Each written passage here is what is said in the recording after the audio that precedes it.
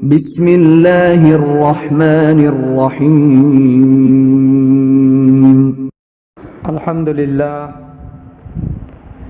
لله نحمده ونصلي على رسوله الكريم أما بعد فأعوذ بالله من الشيطان الرجيم بسم الله الرحمن الرحيم سبح لله ما في السماوات وما في الأرض وهو العزيز الحكيم يا أيها الذين آمنوا لم تقولون ما لا تفعلون كبر مقتا عند الله أن تقولوا ما لا تفعلون إن الله يحب الذين يقاتلون في سبيله صفا كأنهم بنيان مرصوص صدق الله العظيم وقال رسول الله صلى الله عليه وسلم من مات ولم يخذ ولم يحدث به سعته من النفاق أو كما قال صلى الله تعالى عليه وسلم আজকে আমাদের আলোচনা শুরু করব সূরা সফ থেকে। আর আমরা রমজানুল মুবারক মাস চলাকালীন যে সমস্ত বয়ান আমরা রেখেছি তা খুব খাস এবং চলমান বিষয়বস্তু, চলমান প্রয়োজনীয় মাসাইলের সাথে একটা সম্পৃক্ত ছিল। সেজন্য আমাদের যে ধারাবাহিক তাফসীরের একটা সিলসিলা জারি ছিল সেটাকে স্থগিত রাখা হয়েছিল। যেহেতু রমজানে এতেকাফ, জাকাত, রোজার মাসাইল এই সমস্ত বলতে হবে, ফের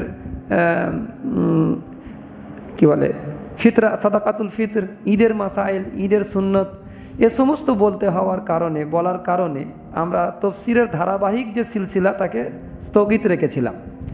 আবার যেহেতু আমরা শুরু করব সেটাকে, সেজন্য পিছনের কিছু কথাকে আমাদেরকে ফিরে যেতে হবে। যে আমাদের সিলসিলায় তাফসীরের যে ক্লাস চলে তার একটা বুনিয়াদ তৈরি করা হয়েছিল যে সূরা আসরের উপরে মাবনি ছিল। সূরা আসরে যেরকম 4 কথা বলা হয়েছে, শারায়েতে নাজাত বা কামিয়াবির জন্য 4 শারায়েতকে পুরো করা, ইল্লাল্লাযিনা আমানু একটা, ওয়া আমিলুস সালিহাত 2, ওয়াতাওয়াসাউ বিল হক ওয়াতাওয়াসাউ বিস সাবর, এই 4 কথার উপরে বুনিয়াদ বানিয়ে আমাদের কথা শুরু হয়েছিল তাফসীরের ক্লাসে।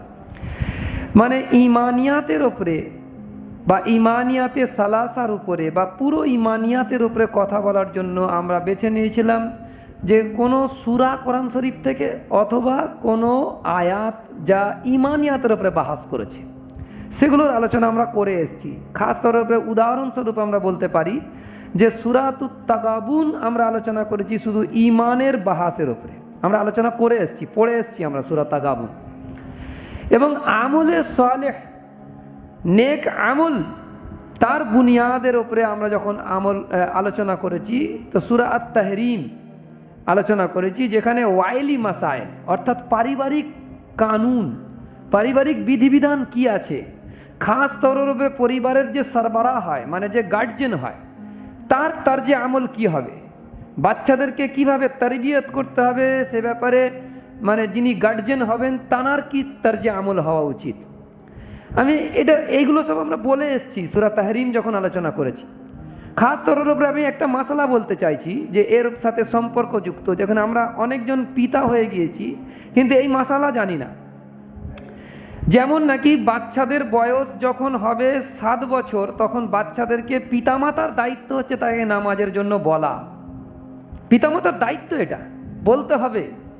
কজন পিতামাতা আছি যে আমরা এই সময়ে 7 বছর বয়সে বাচ্চাদেরকে নামাজের তাকিদ করি, নামাজের প্রতি উদ্বুদ্ধ করা ওলা হাদিসগুলোকে তাদেরকে শোনাই এবং কোরআন শরীফের ওই আয়াতগুলো যাতে নামাজের প্রতি উদ্বুদ্ধ করা হয়েছে সেগুলো শোনাই, কয়জন পিতা আছি? নেই।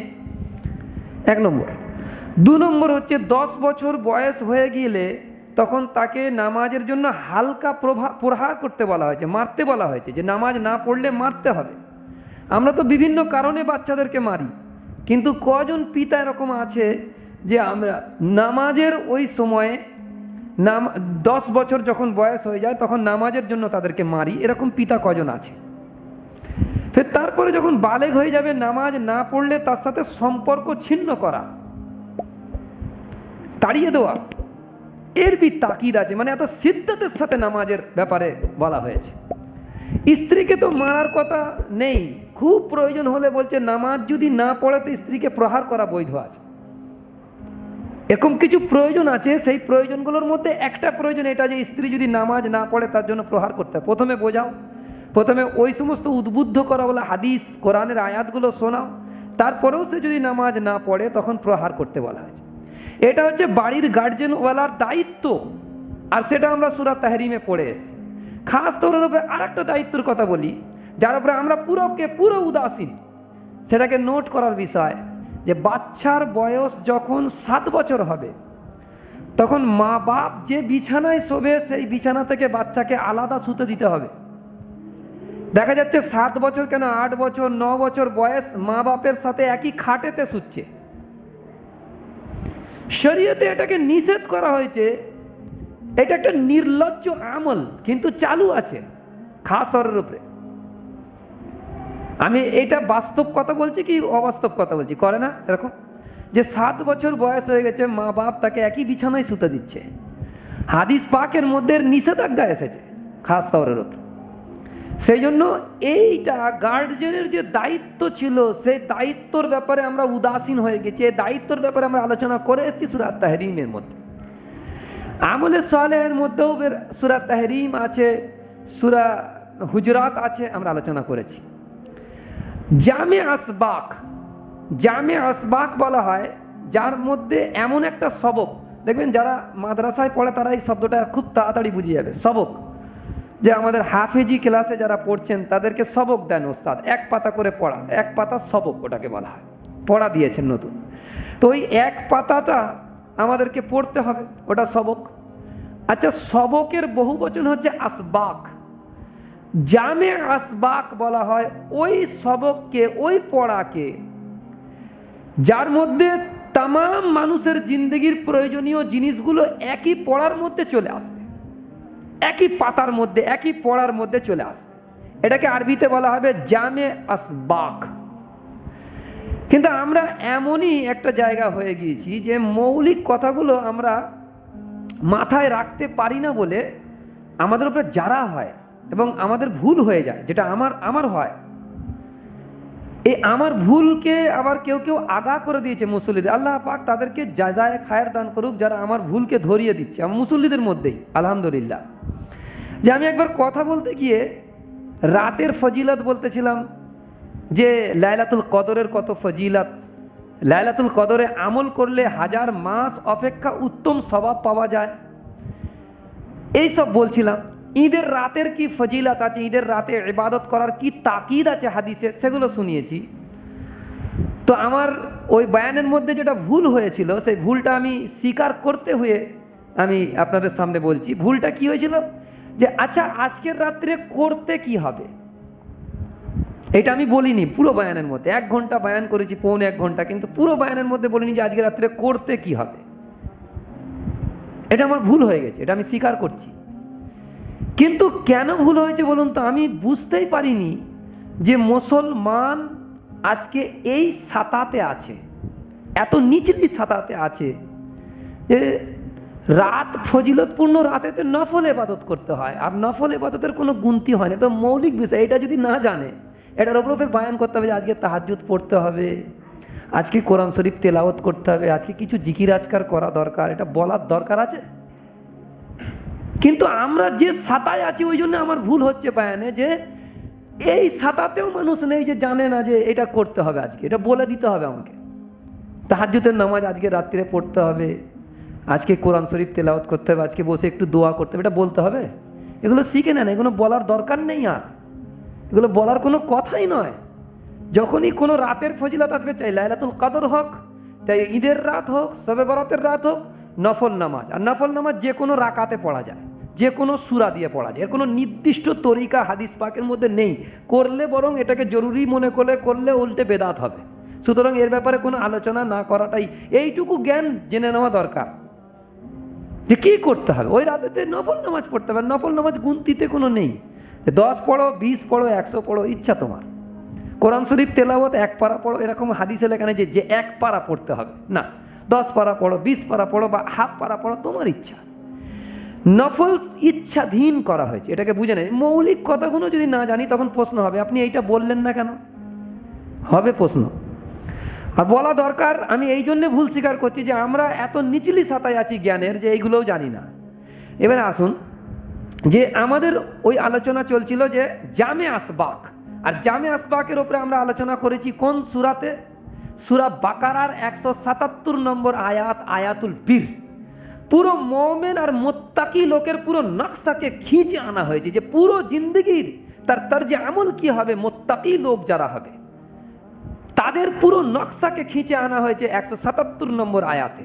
আর আমি একথা বলেছিলাম যে 177 আয়াত থেকে নিয়ে 286 না কত আয়াতে শেষ হয়েছে সূরা বাকারা। তো ওই 177 থেকে নিয়ে পুরো শেষ পর্যন্ত 177 নম্বর আয়াতটা হচ্ছে ব্লু প্রিন্ট, অর্থাৎ 177 নম্বর আয়াতটা পুরো ভূমিকা। আর ভূমিকার পরে যে বই লেখা হয়, মানে 286 নম্বর আয়াত পর্যন্ত 177 থেকে নিয়ে অতগুলো আয়াত শুধু দালালাত করেছে, ব্যাখ্যা করেছে 177 নম্বর আয়াতের জামে আসবাক এটাকে বলা। এবং জামে আসবাকের মধ্যে সূরা আসর भी শামিল আছে। সূরা আসরের মধ্যে পুরো জিন্দগির নাজাতের দারো মাদার, পুরো একটা মানুষ কিভাবে কামিয়াব হবে, পুরো কামিয়াবির নকশাকে খিঁচে আনা হয়েছে ছোট্ট একটা সূরাতে। এটাকে বলা হয় জামে আসবাক। এটাকে আরেকটু বোঝাবার জন্য আমি বলি, যেহেতু আমাদের জেহেনের সাথে এত কমজোর যে বোঝাতে হবে এরমভাবে, যে যেমন দেখবেন আমাদের ঈদগাহ পাড়াতে একটা ওয়াক্তিয়া আছে, আমরা 5 ওয়াক্ত নামাজ ওখানে পড়ি, কিন্তু জুমা ওখানে পড়ি না। তাহলে ওটাকে জুমা মসজিদ বা জামে মসজিদ বলা হবে না। জামে মসজিদ মসজিদে আয়েশা হবে, আমতলা ফাঁড়ির মসজিদ হবে, তারপরে আমাদের 16 আনার মসজিদ হবে। কেন? ওখানে হার কিসিমের নামাজ পড়া হয়, নামাজের যতগুলো ক্যাটাগরি আছে সব ওখানে হয়। নফল নামাজ भी মসজিদে পড়া হয়, সুন্নত নামাজ भी মসজিদে পড়া হয়, 5 ওয়াক্ত ফরজ নামাজ পড়া হয়, জুমা भी পড়া হয়, তারাবি भी হয়।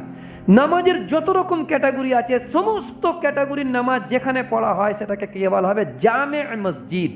অর্থাৎ এখানে সমস্ত কিছু ইবাদতের মধ্যে হয়। আর আমাদের ঈদগাহ তলায় যেটা পড়ানো হয় ওটা হচ্ছে ওয়াক্তিয়া মসজিদ, জামে নয়। ঠিক ওরম আসবাক বা সবক বা পড়ার মধ্যে সমস্ত কিছু, এমন কিছু পড়া আছে জীবনের সমস্ত প্রয়োজন ওর মধ্যে থাকবে, ওটাকে জামে আসবাক বলা হয়।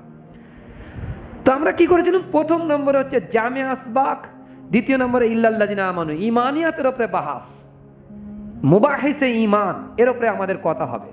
তারপরে আমলে সালেহ, মানে বাংলায় বললে সৎকর্ম, সৎকর্মের ওপরে কথা হবে। তারপরে তাওয়াসি বিল হক, হকের প্রচার করা, হকের পেগামকে প্রতিষ্ঠিত করা, হকের জন্য জান মাল সব কিছুকে লাগিয়ে দেওয়া, আর এই কাজ করতে গিয়ে যখন বিপদ আসবে তখন সবর এখতিয়ার করা। এই 5 তরিকায় কথা বলার জন্যই আমরা তাফসীরের সিলসিলাকে চালু করেছি। কিন্তু এই 5 তরিকার মধ্যেও কিন্তু এর বাইরেও অনেক কিছু আছে যেগুলো আমাদের আলোচ্য বিষয়ের মধ্যে আনিনি। আমাদের এটা হচ্ছে মৌলিক একটা বিষয় যার উপরে আলোচনা করা হার মুসলমানের জন্য জরুরি, সেই জন্য এই 5 বিষয়কে নিয়ে এসেছি। এই 5 বিষয়ের মধ্যেই সীমাবদ্ধ নয় কোরআন শরীফের ইলম, উলুমে কোরআন এর 5 বিষয়ের মধ্যে সীমাবদ্ধ নয়, বরং আরও কিছু বিষয় আছে যেগুলো আলোচনার মধ্যে আসা। কিন্তু এই 5 বিষয় আলোচনা করলে প্রায় বিষয়বস্তুর অধিকাংশটাই আমাদের হাসিল হয়ে যাবে বলে আমরা এটাকে তয় করেছি। আচ্ছা, সূরা রাসূলুল্লাহ সাল্লাল্লাহু আলাইহি সাল্লামের উপরে যে কোরআন নাজিল হয়েছে, সেই কোরআন নাজিল হওয়া পুরো 30 পারা কোরআনকে 7 গ্রুপে ভাগ করা হয়। 7 গ্রুপে ভাগ করা হয়। 7 গ্রুপের মধ্যে মক্কি সূরা কিছু আছে, ফের মদনী সূরা আছে। এক ইয়া একের থেকে বেশি মক্কি, এক ইয়া একের থেকে বেশি হচ্ছে মদনী। এই সূরা দিয়ে এক একটা গ্রুপ তৈরি হচ্ছে, মক্কি মদনী, মক্কি মদনী, অর্থাৎ মক্কায় অবতীর্ণ হয়েছে যে সূরাগুলো অথবা মদিনায় অবতীর্ণ হয়েছে যে সূরাগুলো, এ দিয়ে গ্রুপ তৈরি হয়েছে। 7 গ্রুপে পুরো 30 পারা কোরআন শরীফ কামেল মোকাম্মল হয়ে যায়। আচ্ছা, এখানে আমাদের যে আলোচ্য বিষয়, যে কোরআন শরীফের কিছু জায়গাতে 2টো মক্কি 2টো মদনী, একটা মক্কি 2টো মদনী এরকম হতে পারে। এরকম নেই যে একই সঙ্গে 15 পারা পুরো মক্কি আর একই সঙ্গে তারপরে 15 পারা মদনী, এরকম নয়। আর এটা কি একটা সূরা আর একটা সূরার সঙ্গে মিলে এটা একটা মূল বিষয়বস্তুর পরিপূর্ণতাকে কামেল করতেছে।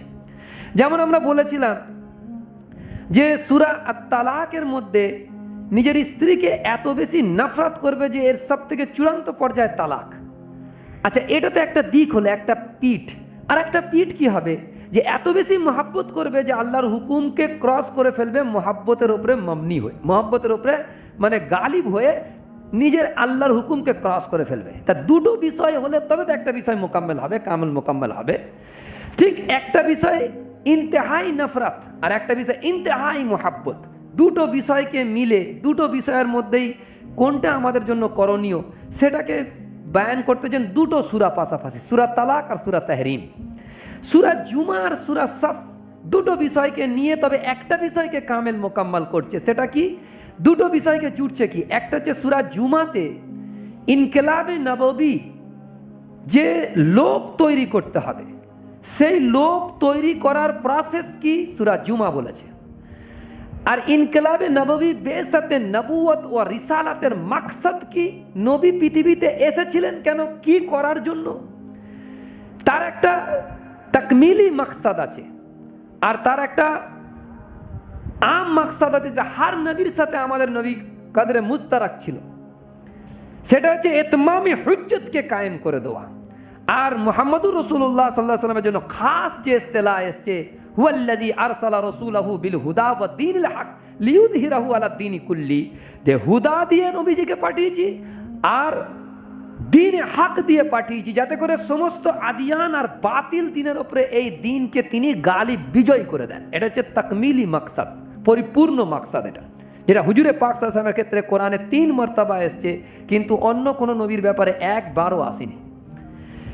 আচ্ছা, আমরা যে সূরা সফ পড়বো, এখানে সূরা সফে দেখবেন যে কোরআন শরীফের মধ্যে 10টা মাদনী সূরা একই জায়গায় এসছে।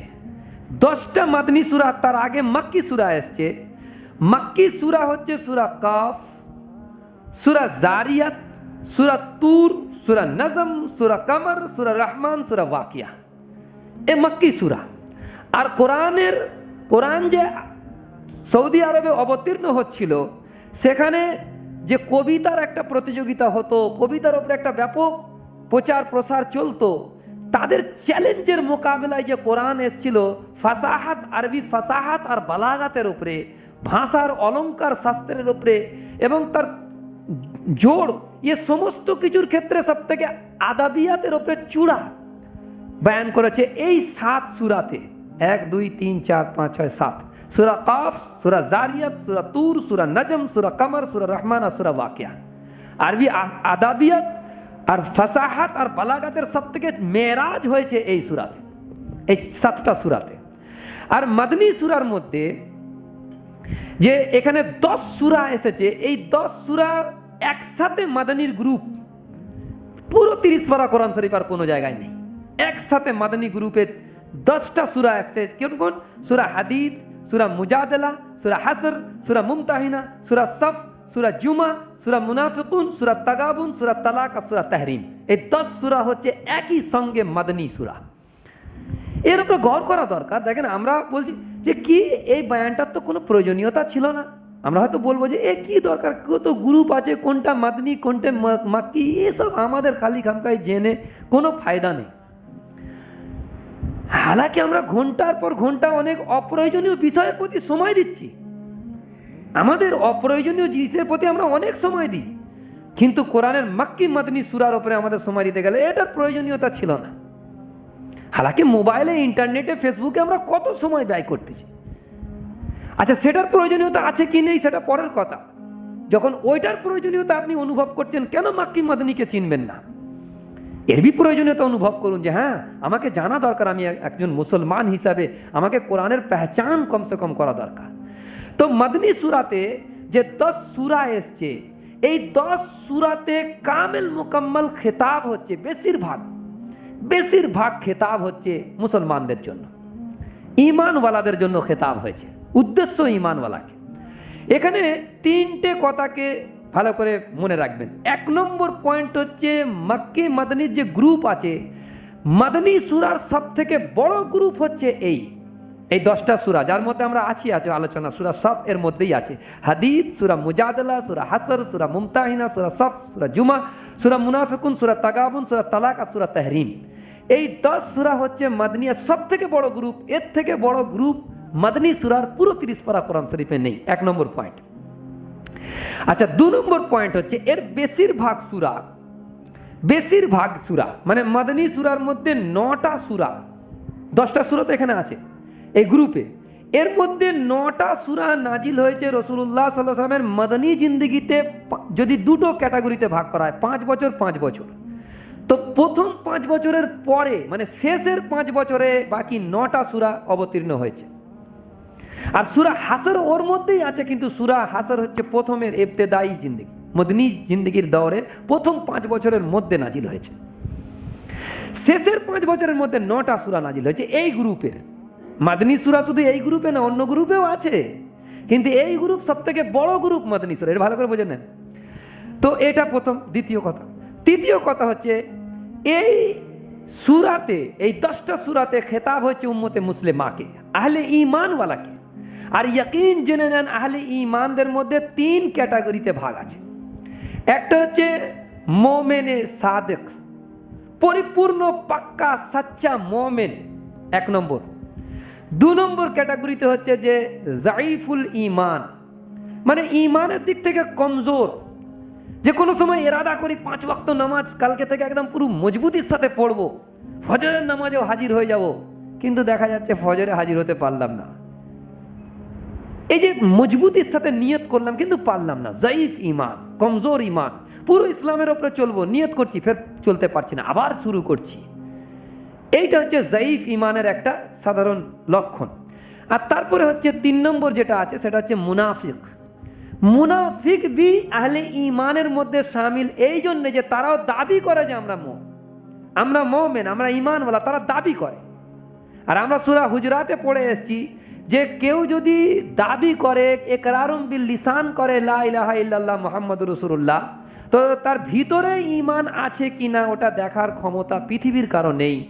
ওই জন্য আমরা তাকে মুসলমান হিসাবে মেনে নিতে বাধ্য।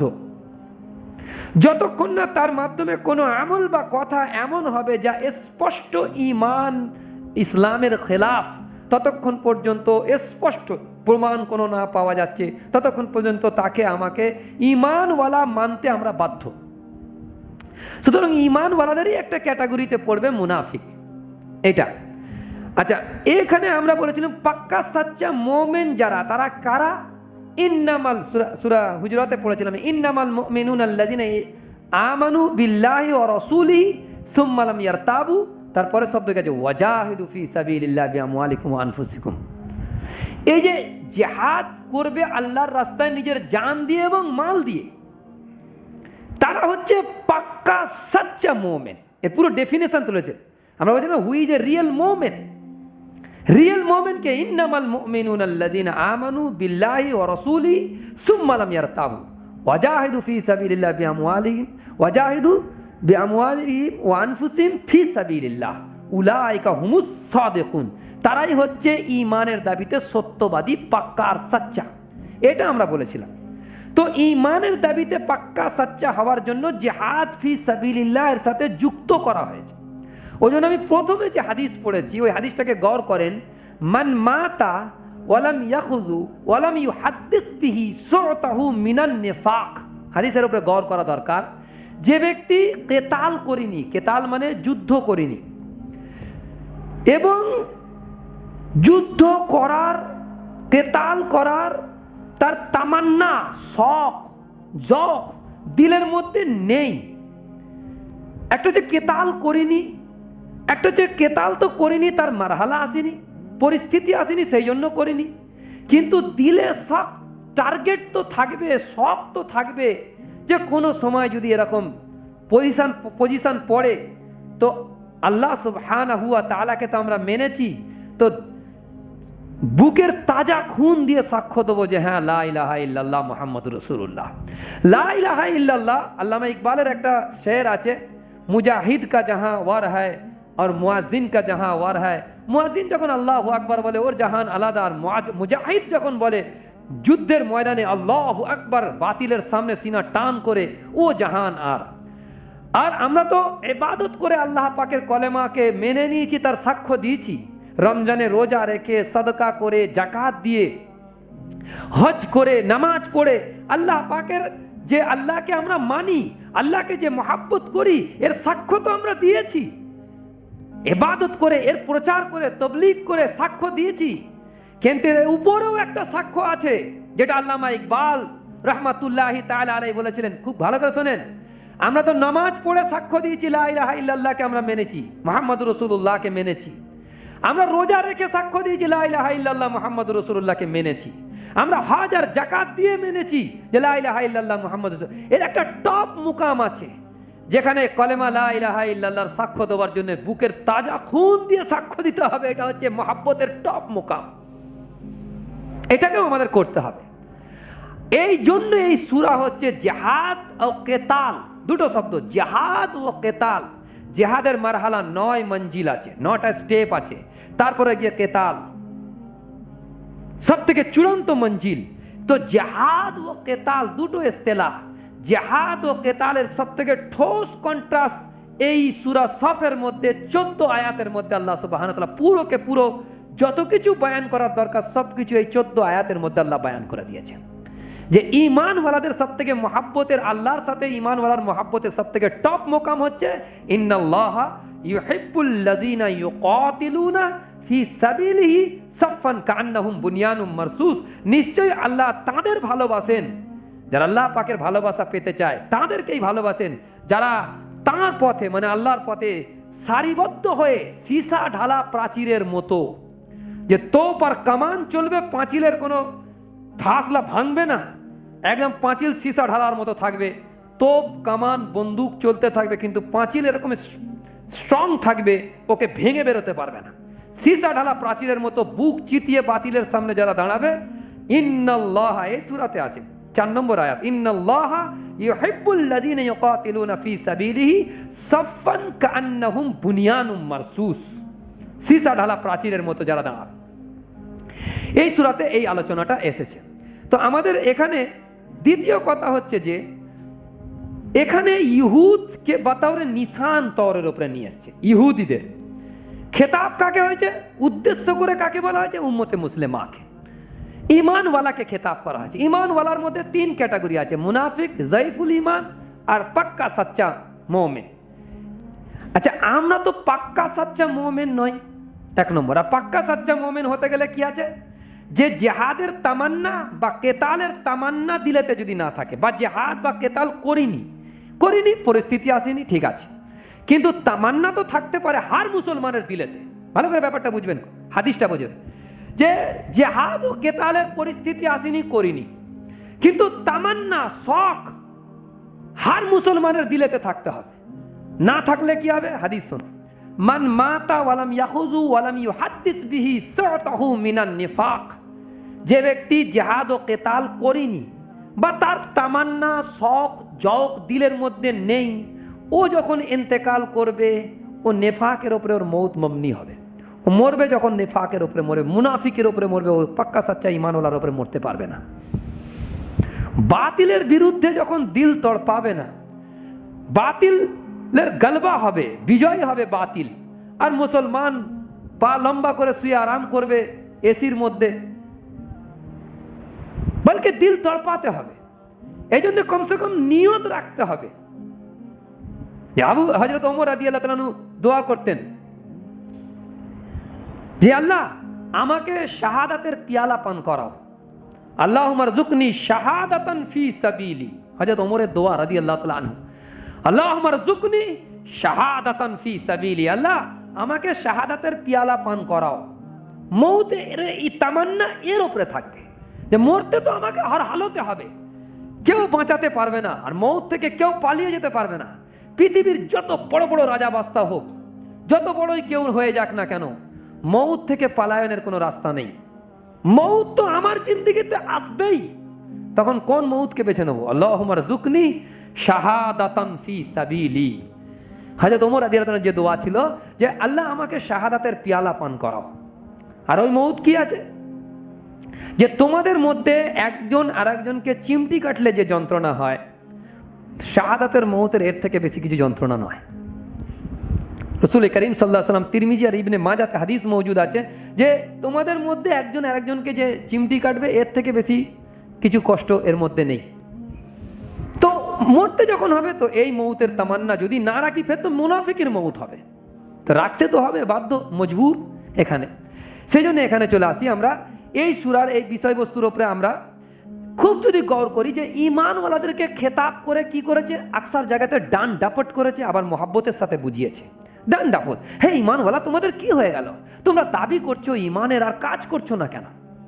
খাস তরের উপরে এই আয়াতের মধ্যে আমরা তর্জমায় যখন করব তখন বুঝতে পারবেন যে ইয়া আইয়ুহাল্লাযিনা আমানু লিমা তাকুলুনা মা লা তাফআলুন, হে ঈমানওয়ালারা তোমাদের কি হলো যে তোমরা যেটা বলছো সেটা করো না। লিমা তাকুলুনা মা লা তাফআলুন, তোমাদের কওল আর আমলের মধ্যে যে তাজাত, কথা আর কাজের মধ্যে যে বিরোধ, এই বিরোধ তো ইহুদিদেরকে পুরো নষ্ট করে দিয়েছিল।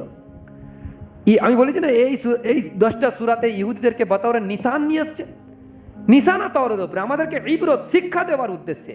তারা যেমন আমল আর কথা আর কাজের মধ্যে বিরোধ করার কারণে আল্লাহ সুবহানাহু ওয়া তাআলার গজবের হকদার বেনেছিল, ঠিক উম্মতে মুহাম্মাদিকে এই কথাটা বোঝাতে চাইছে ইহুদিদেরকে বতৌরের নিশান বয়ান করে যে তারা যেমন কথা আর কাজের মধ্যে বিরোধ হওয়ার কারণে আল্লাহ পাক তাদেরকে যেমন বরবাদ করেছিল, কখনো আমরা তো সেই বরবাদির নিশান না বেনে যাই যে আমরা আমাদের কথা আর কাজের সাথে মিল না রাখবো। খাস তরের উপরে কোরআনকে তো আল্লাহ পাকের কিতাব বলে আমরা বিশ্বাস করি যে কোরআন মুনাজ্জাম মিনাল্লাহ, কিন্তু কোরআনের উপরে তেলাওয়াত প্রতিদিন হয়, তাহলে আমল আর কথার মধ্যে তাজাত কিনা? এক্ষুনি যদি সকলকে প্রশ্ন করা হয় কোরআনকে মুনাজ্জাম মিনাল্লাহ এর উপরে ঈমান আপনাদের আছে, একজনও বলবে না যে ঈমান নেই, সবাই বলবে হ্যাঁ বিশ্বাস বেশক করি, মুখ থেকে জবান দিয়ে আমি পরিষ্কার বলছি যে কোরআন মুনাজ্জাম মিনাল্লাহ, আল্লাহর পক্ষ থেকে নাজিলকৃত কিতাব। কিন্তু কোরআনের উপরে আমল আছে, যেমনি প্রশ্ন করা হবে তখন কি হবে? আর এখানে এই কথাটাই বলছে ইয়া আইয়ুহাল্লাযিনা আমানু, এই দান ডাপটের জন্য আসতেছে। লিমা তাকুলুনা মা লা তাফআলুন, ওই কথাটা কেন বলো যা তোমরা করো না? আমল আর কওলের মধ্যে যে তাজাত, এ আমাদেরকে বরবাদ করে রেখে দেবে। যখন ঈমান এনেছি তো যেটা মুখ থেকে বলছি ওটা দিলের কথা হয়ে যাবে। তো সেই জন্যে এই সূরা শুরু করার আগেই আমরা এতগুলো কথা ভূমিকার উপরে বললাম, আর শুরু হচ্ছে এইভাবে যে সাব্বাহা লিল্লাহি মা ফিস সামাওয়াতি ওয়া মা ফিল আরদ, আসমান সমূহ ও জমিনে যা কিছু আছে সবই আল্লাহ পাকের তাসবিহ পাঠ করছে, আর তিনি সর্বশক্তিমান প্রজ্ঞাময়। তারপরে আছে ইয়া আইয়ুহাল্লাযিনা আমানু, হে বিশ্বাসী বান্দারা, লিমা তাকুলুনা মা লা তাফআলুন, তোমরা এমন কথা কেন বলো যা করো না? আচ্ছা, তারপরে কাবুরা মাকতান ইনদাল্লাহ আন তাকুলু মা লা তাফআলুন, এ আল্লাহর কাছে বড় অপছন্দনীয়, বড় খারাপ কথা, বড় বদতরিন কথা যে তোমরা এমন কথা বলো যা তোমরা করো না। তারপরে বলছে এর কন্ট্রাস্টে নিয়ে এসছে আয়াতকে, ইন্নাল্লাহা ইউহিব্বুল্লাযিনা ইউকাতিলুনা ফি সাবিলিহি সাফফান কাআন্নাহুম বুনিয়ানুম মারসুস, যে এর কন্ট্রাস্টে নিয়ে এসছে যা তোমরা করো না, কিন্তু এখানে বলছে যে নিশ্চয়ই আল্লাহ তাদেরকে ভালোবাসেন যারা তার পথে সারিবদ্ধ হয়ে যুদ্ধ করে যেন তারা সীসা ঢালা প্রাচীর। এ হচ্ছে আয়াতের তর্জমা। আচ্ছা, আমরা প্রথমের দিকে ফিরে যাই যে সাব্বাহা ইউসাব্বিহু, এই 10 সূরার মধ্যে 5 সূরা হচ্ছে মুসাব্বিহাত, যা আল্লাহ পাকের তাসবিহে বারি তাআলা দিয়ে শুরু হচ্ছে। সাব্বাহা ইয়া ইউসাব্বিহু, সাব্বাহা মানে ফেলে মাজি থেকে আসে, অতীতকে বয়ান করে, আর ইউসাব্বিহু ফেলে মুজারে, অর্থাৎ বর্তমান আর ভবিষ্যৎকে কভার করতেছে। এই কভার করছে বলাতে থেকে আমার একটা ভেতর থেকে একটা জজবা উবলে পড়ছে। কেন? এই জন্যে যে তসবিহ জামান ও মাকান, কওল ও মাকান, हर जमाना के इहाता করতেছে দুটো সূরার মজমুয়া। এখানে সাব্বাহা আর এই সূরা শুরু হচ্ছে ইউসাব্বিহু লিল্লাহি মা ফিস সামা, সূরা জুমা। একটা হচ্ছে অতীতকালকে নিচ্ছে, একটা বর্তমান ভবিষ্যৎকে, মানে হার জামানায় আল্লাহ পাকের প্রশংসা হচ্ছে, প্রশংসা হবে, প্রশংসা চলতে থাকবে, আর হার চিজ তোমার রবের প্রশংসা করছে, হার চিজ তোমার রবের প্রশংসা করছে। ভালো করে মাথায় রাখি, হার চিজ। কোরআন শরীফের দুটো আয়াত এ ব্যাপারে আমি নিয়ে আসতে চাইছি। কুল্লুন কাদ আলিমা সালাতাহু ওয়া তাসবিহাহুম, হার চিজ তোমার রবের তসবিহ হচ্ছে। আর একটা আয়াত, ওয়াইম মিন শাইইন ইল্লা ইউসাব্বিহু বিহামদিহি ওয়ালাকিন লা তাফকাহুনা তাসবিহাহুম। हर चीज তোমার রবের তসবিহ পড়ছে, কায়নাতের চাপ্পা চাপ্পার দর্রা দর্রা তোমার রবের তসবিহ পড়ছে। তসবিহ দুই কিসিমের হয়, আমি জবানে হাল দিয়ে পড়ছি সুবহানাল্লাহ, আলহামদুলিল্লাহ, লা ইলাহা ইল্লাল্লাহ বা সুবহানাল্লাহ সুবহানাল্লাহ। আল্লাহ হার আয়েব থেকে পাক, হার কমজোরি থেকে পাক আমি বয়ান করছি। কিন্তু এখানে বলেছে যে সাব্বাহা লিল্লাহি মা ফিস সামাওয়াতি ওয়া মা ফিল আরদ, আসমানে যা কিছু আছে, জমিনে যা কিছু, সব তোমার রবের পবিত্রতা বর্ণনা করছে। মানে কি, কিভাবে করছে? পাহাড় পর্বত পবিত্রতা বর্ণনা করছে, গাছপালা পবিত্রতা বর্ণনা করছে, মাটির এক একটা কণা পবিত্রতা বর্ণনা করছে। তার মানে কি, কোনো এক্সামিনেশন হয় যখন, তখন ছবি তুলে, আমরা তো আর্ট স্কুলে, আর্ট কলেজে, আর্ট স্কুলে পড়তাম আমরা, চিত্তন আর্ট সেন্টারে আমি পড়েছি, 4 বছর ওখানে পড়েছি, ছবি আঁকতাম। তো আমাদের ছবির যখন পরীক্ষা হতো যে এবার তোমরা ছবিগুলো এঁকে টাঙিয়ে দাও, তো অনেকজন ছবি টাঙিয়ে দিয়েছে। যিনি পরীক্ষক হবেন, যিনি চূড়ান্ত বিচারক হবেন, তিনি সব ছবিগুলো দেখবেন। দেখার পরে যে ছবিটা ফার্স্ট হবে তার প্রত্যেকটা পেন্সিলের আঁচড় আর তুলির আঁচড়গুলো সাক্ষ্য দেবে কামালে ফান, যে তাকে বানিয়েছে তার আর্টিস্টের প্রশংসা হার আঁচড় তাকে করবে। ঠিক ওরকমই মুসাব্বির বলা হয়, कुरान शरीफ আছে মুসাব্বিরুল লাহুল আসমাউল হুসনা, মুসাব্বির বলে যিনি তসবিহ বানানে वाला, তসবির বানানে वाला, ছবি বানানে वाला। তো এই মুসাব্বিরের কামালে ফানের প্রশংসা করছে। পাহাড় দেখো যেন আল্লাহ পাকের কামালে ফানের প্রশংসা করছে, গাছ দেখো গাছের এক একটা পাতা পাতা বলতেছে আমার বানানে वाला কত সুন্দর। এটাকে বলা হয় তসবিহে হালি, তার হাল বয়ান করছে আল্লাহ পাক সুন্দর। তো ইনশাআল্লাহ তাআলা প্রথম আয়াতের উপরে আমরা সূরা তাগাবুনে কিছুটা আলোচনা করেছিলাম। আজকে এই পর্যন্তই আমরা সমাপ্ত করছি। আবার আল্লাহ পাক তৌফিক দিলে ইনশাআল্লাহ তাআলা এই সূরা শেষের দিকে আমরা যেতে পারবো ইনশাআল্লাহ। ওয়া আখির দাওয়াহুম আলহামদুলিল্লাহি রাব্বিল আলামিন।